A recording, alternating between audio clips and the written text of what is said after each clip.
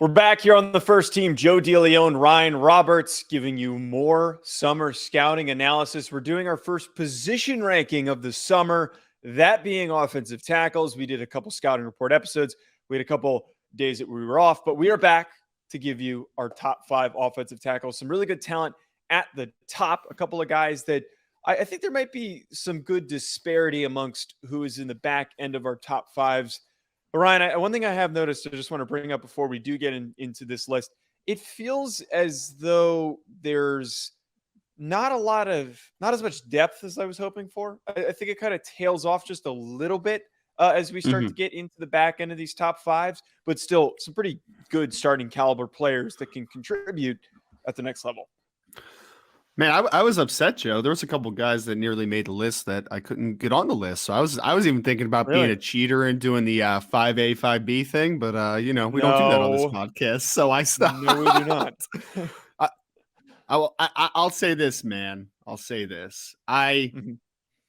I'm going to drop a couple extra names during this podcast, and I'm going to sneak them in, even if you yell at me, because that's how we do it here, sir. Deliberately cut around that. I'm trying to give context to this. I'm trying to give context to this class, man. I think it's an excellent class early on. It really does look like one.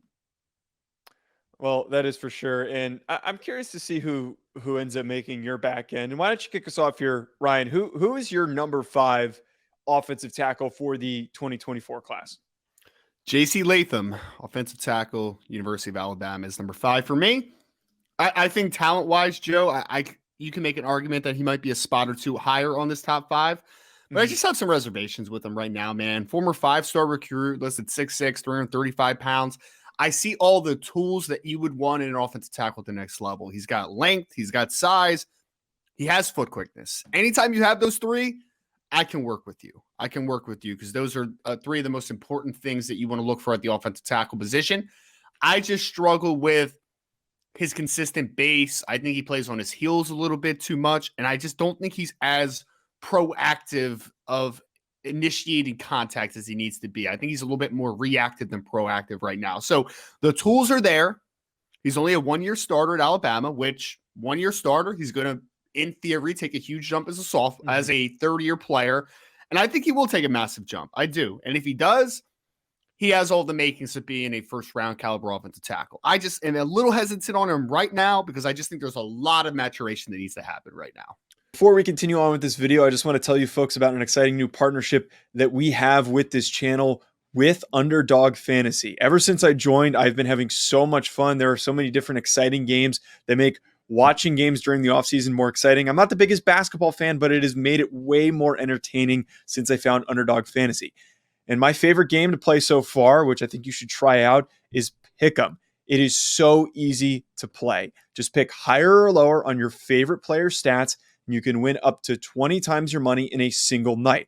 Underdog keeps it simple with their easy-to-use website and mobile apps. Pick between 2 and 5 players to fill out your Pick'em slip. Get every pick right and take home some cold hard cash.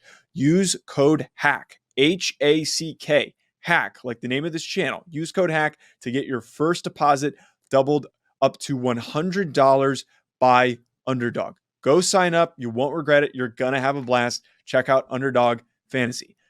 I also want to tell you folks about our other recurring sponsor that we have on this channel, that being BetOnline. BetOnline.ag, which has all the updated odds, news, and anything for sports betting. It's my go-to source for when I want to be betting specifically on games.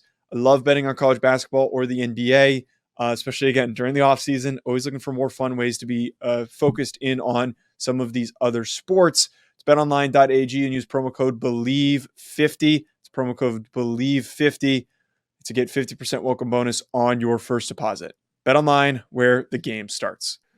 Yeah, I'm on the same boat as you here with J.C. Latham. Not in terms of placement. I think I was just a little bit more excited about Latham than you were. Like all the athletic tools are there. The guy moves really well. He's really flexible. He's got a really good explosive first step out of his stance when he is kick setting. I'm a little concerned with what he's able to do as a run blocker because despite him having strength, I don't think he properly uses it. He doesn't really drive a lot of guys off the ball. He blocks a little bit too high for my liking. I think that Latham has every capability to progress this season and to become one of the better players in this class and then eventually be a first rounder. It's just a matter of, does he take those necessary steps? So I understand why you're placing him at 5 here. There is a little bit of a risk to assume that he does end up getting there. But if we're being realistic, a former 5-star recruit, if anyone's going to figure it out and get to that point, it's probably going to be a 5-star recruit. Well, and I'm not adverse to risk in summer scouting. I'm not. I mean, think back to summer scouting that we did last year, Joe, some of the rankings. It's like a couple of the guys just didn't take that step, man. Like they just didn't take that necessarily jump. But I think that the biggest thing here is that you're betting on traits in the summer. And I still am betting on JC Latham's traits because I literally have just said that I think he could end up being a first-round pick. It's just right now, with where I'm seeing him projected, I just think that there's two different avenues of the player that you see right now. The player that you see now, the player you hope to be, they have not merged yet. They could merge someday, but I just think there's a little bit of hesitation on my part, just a little bit. So, Ryan, my number 5 guy is somebody who I know you're going to like. And I think if I'm just guessing, I think you probably have him at number 4. And I think we might have a little bit of a flip-flop situation here. Talis Fuaga from Oregon State. I really, really liked his film. He is massive. He's a little top-heavy, but he has a mauler mentality, which really got me juiced up. I think that he's a little inconsistent sometimes with his play angles, but if you look into the tools that he brings to the position, very light feet for a guy who's listed at 326, might even be in that 330 range, the way that he's put together. I also, my guy was playing at like 340 last year. Let's be honest. Yeah. Man. He was a big dude. I was going to say, maybe he slimmed down a little bit, but he was a big bowling ball type guy. But the thing that I really liked about him is the pop that he has in his hands. He can really command where a pass rusher goes with that power that he brings with his upper body. I just think all of that stuff, man, the dude is powerful. Kind of reminds me, not a direct 1-to-1, but just like what made Darnell Wright rise through the process is that he was strong, not necessarily the most flexible, not the best athlete in space, but the power is what made him good on various reps. And I think that Fuaga brings a lot of that to the table. I really like Talis Fuaga, man. He is, for a guy his size, playing right tackle for Oregon State. The one crazy part, Joe, that I thought was that his foot quickness was actually really good, man. There was like some outside zone reps where I was like, was able to establish a good position, able to run the outside shoulder, able to work to the second level. I'm like, there's some traits to work with here. I don't think that he's the most flexible kid of all time. I do think he's a little bit tight, just a little bit. But again, he's a right tackle. It's hard when you're that top heavy. It's hard when you're that big. Well, I mean, and that dude is just massive all the way around, man. He's got a trunk, and like sometimes when you have that trunk, it's hard to be able to redirect in space consistently. I really like Talis Fuaga. I actually recommended him to an agent during the season this past year. So, like, yeah, I've been on Talis Fuaga for a little bit from Oregon State. I do not have him in my top 5, though, Joe. Do not have him. Wow. Oh, yes. you told me to watch him, and I watched him. It's one of those things where, like, you kind of lay these sprinkles sometimes, and, like, I don't know. I had really liked him. I think you knew that I was going to like him because of my affinity for large, hulking individuals that play offensive and defensive line. No, I mean, I like him a lot, though, man. I think he has starting traits as a right tackle on the NFL level. I really do. I think that he might have been 7 for me, actually, now that I'm looking at my list of like a couple other guys on there. He probably would have been number 7 on my list. But like, I don't hate you having him on here at all because I don't think people talk about him enough, man. 2 of the better offensive linemen in the Pac-12 that no one talks about both play for the same team. One is Talis Fuaga. The other one is the left tackle, Jonathan Gray, who's probably going to be a center guard on the next level because he just isn't incredibly lengthy, but he is a really athletic kid. So give the Oregon State Beavers some love, man. Jonathan Smith's building something good out there, I think. Did the left tackle, is he on our interior offensive line watch list? He is not. He is not. No, we'll watch him at some point. I'll watch him. Yeah, I might make it. I have watched him. You'll watch him at some point, I guess. Yeah. Okay, so to get it out of the way, my number 4 was JC Latham. Nice. Just seems like I'm just slightly higher on him than you are, but I think we're both in that same ballpark where, again, you see the traits, everything makes sense, every box is checked, but the play consistency, the reps where we talked about in the scouting report episode, where he's getting completely dropped by Derek Hall. That stuff needs to get off film. So he's number 4 for me. Who is your number 4? Number 4 for me is Roger Rosengarten from University of Washington. Big fan of Roger, man. Mm-hmm. Plays right tackle for Washington. I think that he can play right or left tackle. He reminds me a lot of Mitchell Schwartz, that obviously was a long time, very good starting right tackle for the Kansas City Chiefs. Checks a lot of boxes athletically. I think his length is good. I think his flexibility is very good. I think his foot quickness is good. He plays with some of the best hands in this class, man. Not the strongest mitts of all time, but he really understands how to set and then reset his hands against more advantageous rushers, guys that have a little bit better hand usage. I really like him, man. He's one of those kids that's a little bit in the Joe Alt vein. Like, I think that he has a little more pop in his hips than Joe does right now. But the thing that some people I think will get turned off with Roger is, like, he's not a butt kicker in the run game consistently. He's a kid that just wins, and he stacks wins. And if you remember Mitchell Schwartz, when he was at his best with the Kansas City Chiefs, he was the same way, man. It was like, does he have the most impressive highlight tape of all time for an offensive lineman? No, but what he does is he just wins reps. That's all he does. And I think that Roger Rosengarten wins reps. He's incredibly flexible, just smooth, man. Incredibly smooth. Starting right tackle at the next level, in my opinion. Definitely. I think that he has plus starting potential at the next level. Big fan of Roger Rosengarten out of Washington. I admittedly did not get enough eyes on him to put him into my ranking. I'm wondering if he might have pushed his way in. So is the assumption that he was he left tackle last year for Washington? He was the right tackle for Washington. Yeah. So is he bumping over to left? So they have the kid that started at left tackle last year coming back. So I'm assuming, unless something crazy happens, that he's probably going to be playing right tackle again for the Huskies. That's right. They bumped in Jackson Kirkland, who we talked a good amount about last year. Rosengarten, though, I know that you've talked about him to a massive extent. So I'm a little disappointed in myself that I didn't get to actually watch him. So, the one thing I want to bring up before we move on to the next, I'm glad that you didn't put in here Kingsley Suamataia. No, it's not a mean thing. I just I thought that if you included him, we would have been on totally opposite ends of the spectrum here, because I didn't really understand Kingsley Suamataia from BYU.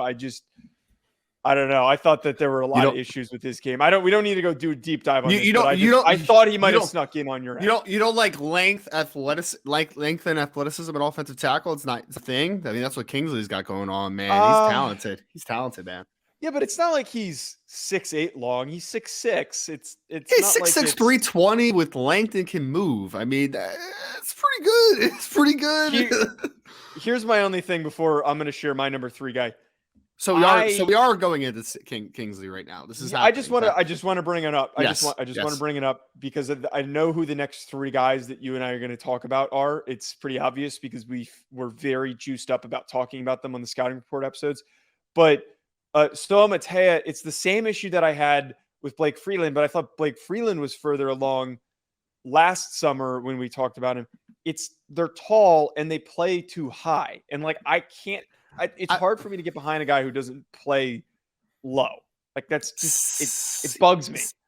See, I think that Blake legitimately had some deficiencies with bending because he was so tall. I don't think Kingsley has those deficiencies. I think he's more flexible. I just first year starter at BYU and young. That's what I think it was. That's kind of my point here, is that if you have the flexibility and you're not playing low, then I'm worried. Like, that's where I'm get a little bit worried, but I don't mean to take us too far. Was he one of the guys that you wanted to bring up or am I? He was. The 2 guys that I wanted to mention was Talis Fuaga, who obviously talked about already, and then Kingsley Suamataia, who was the former 5-star at Oregon, now transferred to BYU. Apparently, he has a very close relationship with Penei Sewell and Noah Sewell growing up as well, which is a cool note. So I'll move us to our number 3 guy. I think that we're both tied here at number 3 with this guy. If not, you probably have him at number 2, but I'm referring to Amarius Mims from Georgia. I think that if Amarius Mims had played just half the season, not a full season, half the season, we would be talking about him very differently. I think it would be a lock that he would be a top 2 guy had he played half of the season. For those who missed the scouting report episode on him, Go watch it. But what is so exciting about Mims, having only really played as a starter in 2 games during the playoff after stepping in for Warren McClendon, the guy freaking dominated against very good competition, especially against Ohio State. The thing that is Yeah. so frightening about Mims is that not only is he a phenomenal, stupid athlete for his size, and he moves so fluidly, but the fact that he is so he can so easily generate power, and a power that is violent, that is easily displacing and disrupting defenders. That to me is dangerous. And I think that if Yeah. you can reel in some of the technical deficiencies that he has, the guy is going to be a premier player at the next level. He's got every single box check to be a dominant football player. He just needs to play more games. We haven't seen him play enough to really firmly kind of back him. But if we get those 2 games, at least 3/4 of the games next season, he plays at that level, there's a Yeah. very good chance he's a top 10 pick. Joe, I wanted to put him at number 2 so bad. I ended up keeping him at 3 just for the same reason you just said. I can't put him over Joe Alt and Olu Fashanu right now just because you have much more data points on both of those players. Like, they're much more surefire things, and they're both extremely talented. Like, it's not a lack of talent conversation. I would argue, this would be my argument, that Amarius Mims is the most physically gifted player on this list, in my opinion. You combine everything: size, length, explosiveness, physicality. He's got the goods, man. I can't believe he wasn't starting for this team until the latter stages of the season. I really can't. I would argue that his Ohio State game was the best game I've seen of anybody on film of these offensive tackles this past year. I think that he was just absolutely phenomenal in that football game, but you only have a couple games to go back on. You have 2 years of Joe Alt. Well, a year and a half of Joe Alt. You have 10 starts for a guy like Olu Fashanu. You just can't conceivably put him over right now. But I'm here to say, and a disclaimer, and I talked about this when we broke down Amarius Mims, when we're talking about this kid that is 6'7", 330 pounds with incredible length, probably 36-inch arms, really good athleticism, and incredible core strength, this kid could be OT1 when it's all said and done. I'm just going to put it out there. I think he could be. If he ends up going top 5 to 10, I would not be surprised. If he goes before one of the top 2 tackles or as the first offensive tackle off the board, I would not be shocked. Maybe slightly surprised in that situation, but I would not be shocked. I would not, because this kid has some of the rarest tools that you're ever going to see of an offensive tackle. It's just about, he's got to play, man. You need to see a resume. You need to see it because the tools are insane, man. Absolutely insane. Yeah, I don't want to overthink talent like this. Even though it was only a couple games, I think the ceiling is so freaking high for him to continue to get better and better. Wait, did you say he was your number 3? He's my number 3 as well. Yeah, okay. I wanted to move him up to 2, but I just couldn't validate that in my opinion. I just couldn't validate it. It's just a little bit too bullish to move him up it's aggressive. Higher. Yeah, it's aggressive. No doubt. I will say, I'm going to put this out there though. Yeah. If he does play at this level that he did in the Ohio State game for, again, most of the year, if he moves up in these tackle rankings, I don't think he only moves up one spot. I think he moves all the way up to number 1. And I think that should be a hot take. Well, I don't. The crazy part is, Joe, is that was his first start of the season, right? Was Ohio State, so he could be even better than that potentially. Like, it's not even like it's conceivable that he's better than that. You're talking about if he's just Ohio State good for the entire season. I agree, but the crazy part is that he is going to be conceivably much better than that as well, which is just disturbing. Yeah, I mean, here, hot take. This is an actual hot take. Okay, he has generational talent. Generational talent. Does that mean that he'll become a generational prospect? No, that's not what that means. But if we're just talking about the athletic traits he has generational upside, in my opinion, as a talent. I think so. Without a doubt. Without a doubt. At number 2, I think we're on the same page on 1 and 2. Maybe we're opposite here because I think you like Joe Alt a little more than I do. Joe Alt is my number 2, who is the PFF darling, the 6'8" freakish behemoth with the NHL, NFL bloodlines. Yes. Joe Alt, man, I don't think he's as these other guys with Olu Fashanu and Mims. He's not as athletic in the sense where he doesn't move as well in space, which is harder for him to do because he's so freaking tall. But what makes Joe Alt so dangerous is, one, despite being 6'8", he has the flexibility and the pad level of an interior offensive lineman that's only 6'3", which is impossible to find. You're just not going to find someone who plays this low. Nate Solder was one guy who did a really good job of this. And I think that Joe Alt looks like he plays lower than Nate Solder. I'm excited by that. And the thing that I really want to know, which I think maybe we'll get soon once we get some of these preseason grades, I want to know how long his arms are, because he is so tall and his arms are so long that that's his best trait. And no matter what level of technical refinement that he needs, he can win reps with bad footwork, bad positioning, because his arms are so long. I do want to see him build out his frame a little bit more. He is a little bit wiry in his arms. His legs are a little bit thin. I wonder how heavy he can get up to that doesn't hurt him so much. Yeah. But I think if you bulk up his arms a little bit more, he can go from being a great offensive tackle to a very, very elite offensive tackle. But the length is stupid, and he dominates because of it. Well, for the sake of not getting disjointed in this conversation, Joe, I have Joe Alt as my number one offensive tackle in this class. Okay. I do. I had a feeling that was coming. Joe, I mean, I read a scouting thing from a legitimate source in the NFL that projects him to run a 4.9 flat in the 40 as well at his size. So, like, this is a legitimately really good athlete at 6'8", 315 pounds. Length is going to be silly. We're unfortunately not going to get an arm length measurement on him. We're not going to, because he's only a junior. So we'll have to wait until he goes to the combine for that or whatever. So, but we'll get those measurements because he is incredibly long. He's a good athlete. The things that you can't teach, those are the unteachables things, right? The long arms, 6'8", 315, really good athlete. Cool. Unteachables. He's got them all. The teachables that he has, which are better than anyone in this class right now, in my opinion, is, one, he understands how to use and activate that length. He understands how to use that. And two, he's so technically sound that he's such a patient pass protector, man. Like, he doesn't let guys get into his chest. He always looks like he's not phased, and he's not rushing ever. He just is controlled. And that control is based upon the preparation that he has as a football player each and every day.